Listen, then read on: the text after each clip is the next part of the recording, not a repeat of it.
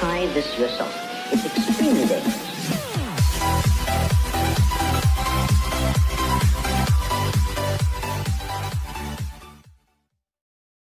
So what's up guys, this is your J-Tron TV. So ngayon tuturuan ko kayo paano gumawa ng thumbnail sa ating YouTube or Facebook guys. Tara, punta lang tayo sa Play Store. Then search lang natin is Pixellab guys. So open natin. So ang unang gagawin natin dyan guys is punta tayo sa 3 dot.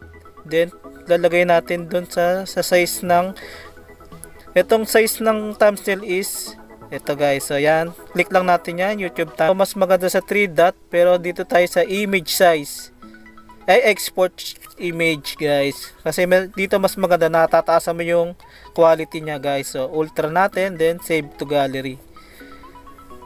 So yan na nga guys, so natapos na tayo. So pupunta na tayo sa YouTube Studio guys, magpapalit ako ng thumbnail ngayon guys. So tara. So yan, so, mas magandang thumbnail, mas nakakakit sa viewers guys. So papalitan ko na tong aking thumbnail guys. So ayun yung mga thumbnail na meron ako. So medyo pinag-importan ko na siya ng konti, pero mas maganda na rin syempre. Iyon no, tingnan mo naman. Kaso konti pa rin nanonood. So yun, pagpapalit ako ng thumbnail, click natin yon.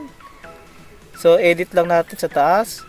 Then yung edit sa kaliwa guys. So yan, edit, then custom thumbnail.